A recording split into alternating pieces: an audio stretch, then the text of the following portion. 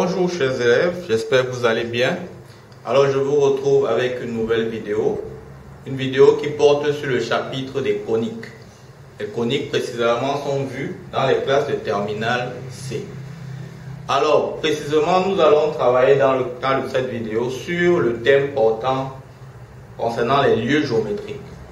Donc nous allons donc voir à travers cette activité comment faire pour déterminer par exemple l'ensemble des points M qui vérifient une condition et une condition qui va nous amener à pouvoir utiliser l'une des propriétés basées sur les coniques.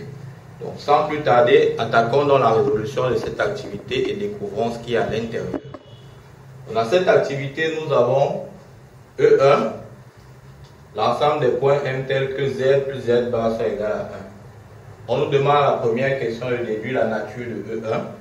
Ensuite, de montrer que la distance d'un point M à E1 est donnée par ça.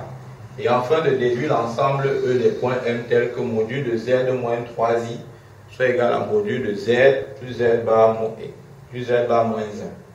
Alors, première question.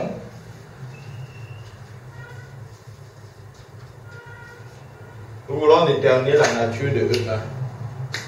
E1, on l'a défini comme étant l'ensemble des points M d'un fixe Z, tels que Z plus Z bar moins 1 égale à 0.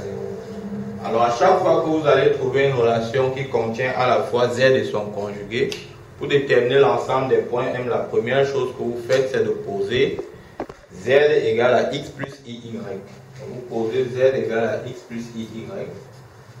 Cela dit Z bar sera égal à X moins IY. Et ainsi, Z plus Z bar, en faisant cette somme, vous allez obtenir 2X. Ainsi donc, Z plus Z bar moins 1 ne sera rien d'autre que 2X moins 1. Donc, l'ensemble E1 donc, qui est en fait l'ensemble des Z tels que Z plus Z bar moins 1 sera égal à 0, est donc équivalent à l'ensemble des points M de coordonnées X, Y, tels que 2X moins 1 soit égal à 0. Autrement dit que X soit égal à 1 demi. Vous convenez avec moi donc que E1 n'est rien d'autre que la droite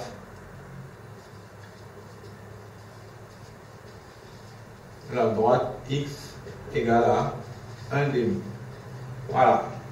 Maintenant, passons à la deuxième question. À la deuxième question, on nous demande de montrer que la distance d'un point M quelconque à E1 est donnée par cette relation. Nous allons partir de la définition de la distance d'un point à une droite, parce qu'il s'agit ici d'une droite. Donc, la distance d'un point M à la droite E1, de par sa définition, est donnée par la valeur absolue de, on va dire, de X carré, puisque le point M, lui, il est de coordonnées X et Y. En remplaçant, ça va donner 1 fois X, qui est l'abscisse de M, moins 1 demi sur la racine carrée du coefficient de X qui est 1 au carré. Donc cela dit, ça va donner valeur absolue de X moins 1 demi. Alors, quand on regarde d'autre part, nous savons que Z plus Z bar moins 1 est égal à 2X moins 1. Si vous mettez 2 en facteur, si vous venez mettre 2 en facteur, vous obtenez quoi? Vous allez avoir 2 facteurs de X moins 1 demi. Donc s'il faut maintenant tirer X moins 1 demi pour remplacer là-bas, on aura donc X moins 1 demi égale à 2 facteurs de Z plus Z bar moins 1. Et ainsi, la distance du point M à la droite E1 ne sera rien d'autre que module de 2 facteurs de Z plus Z bar moins 1. C'est-à-dire 2 fois module de Z plus Z bar moins 1. Et nous obtenons dans la relation qui a donc été donnée. Donc, maintenant, on va passer à la troisième question. Voilà la troisième question qui est posée. on demande de déduire l'ensemble des points E, l'ensemble E des points M tel que module de Z moins 3i soit égal à module de Z plus Z bar moins 1. Alors regardez comment on va faire avant de pouvoir continuer, avant de pouvoir résoudre cette question.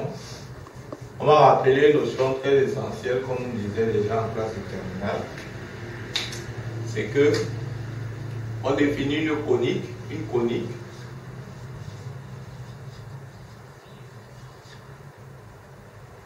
On va appeler C de direction D, d'excentricité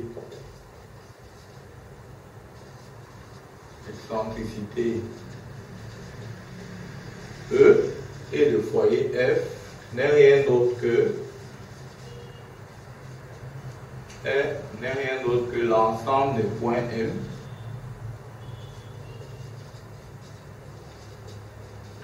du plan complexe tel que module de MF sur la distance de M à la droite D est égal à E. Voilà. Alors, la propriété, elle est capitale dans la résolution de notre exercice. Regardons donc comment on va utiliser cela. Nous partons à la troisième question. On dit que module de Z moins 3i est égal à module de Z plus Z bar moins 1. Maintenant, on a vu à la deuxième question déjà que, dans le cas de la deuxième question, que la distance du point M à E1, c'est 2 fois module de Z plus Z bar moins 1. Donc si on tire module de Z plus Z bar moins 1, on aura donc distance du point M à la droite D.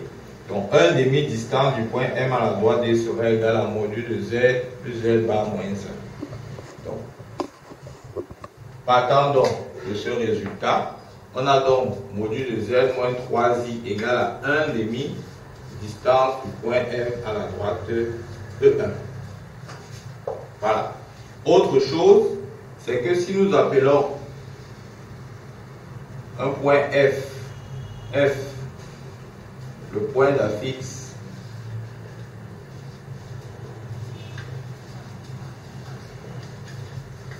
si nous appelons le point M, le point F, point d'affixe 3i, module de Z moins 3i ne sera rien d'autre que module de Z moins ZF, qui n'est rien d'autre que la distance MF. Ainsi, E, ça sera l'ensemble des points M, l'ensemble des points M du plan, tel que distance MF soit égale à 1 demi distance du point M à la droite E1. Soit MF sur la distance du point M à la droite E1 ne sera rien d'autre que 1 demi. Vous voyez donc à travers la résolution que nous venons de faire, on vient de ressortir la caractéristique d'une conique. Maintenant, il est question de savoir quel type de conique c'est. Est-ce que c'est une ellipse? Est-ce que c'est une hyperbole? Ou est-ce que c'est une parabole?